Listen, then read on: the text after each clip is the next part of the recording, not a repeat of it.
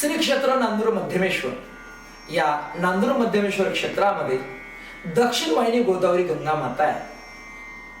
संत महात्मे म्हणतात, वाराणसी एक मासा, गोदावरी एक दिवसा, पंढरी एक पाऊल परियसा, ऐसा ठसा नामाचा। अर्थात वाराणसीच्या वाटेवरती किंवा वाराणसीमध्ये एक महिनाभर साधना केल्याची फलश्रुती गोदावरी गंगा मैयाच्या तीरावरती एकच दिवसामध्ये प्राप्त होत असते। आणि म्हणून हाच महिमा जाणून आता सद्यस्थितीमध्ये दिंडोरी क्षेत्रामध्ये ज्यांची समाधी आहेत असे महेशानंद तीर्थ किंवा मथुरा प्रसाद बाबा यांचं जन्मस्थान आहे हिमालय। काही साधकांना घेऊन बाबा बद्रीनाथला जात असताना 50 किलोमीटर अंतरावरती बद्रीनाथ राहिल्यानंतर आपल्या साधकांना सांगितलं, देखो यहाँ पास मेरी जन्मभूमी है।